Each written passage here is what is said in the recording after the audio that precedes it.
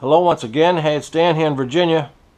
I think the last time I did a little video with you, I was showing you my E-Flite Ultra Stick in a grocery bag.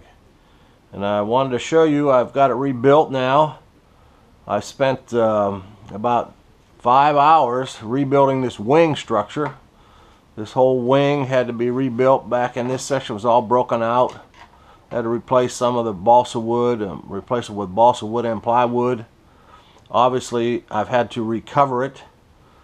So I did all that. I had to order, this whole fuselage is all new. And they weren't supposed to come in. They were all on back order. I couldn't find one anywhere until early July, but thank goodness, the other day they said, hey, they're in. So I got the fuselage a couple days ago.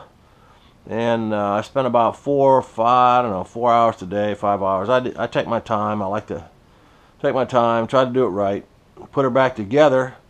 And I'm pretty pleased with the results. I got her all balanced out, checked the weight and balance, checked the CG, checked everything on it. Got the throws all set. She's ready to maiden, but it's going to be hot the next couple days, and the winds are going to be pretty high around here. They're going to be almost 10-12 miles an hour. I don't want to maiden it in that kind of wind. You can't really trim an airplane out. You got to fly. The other day we went to fly, and the winds were absolutely dead. It was incredible. Flew the little Cub, but anyway, this is the Ultra Stick. You know, it just goes to show what you can do if you pick up all the pieces and take your time, and you can just, you can rebuild about anything. I did have to, this is replaced. It's a new prop. This new spinner has been replaced. The prop adapter has been replaced. But this thing right here, let me tell you, this E-Flite motor is the toughest motor I've ever seen. This thing didn't even bend the shaft. Has a 5mm shaft. Did not even bend it.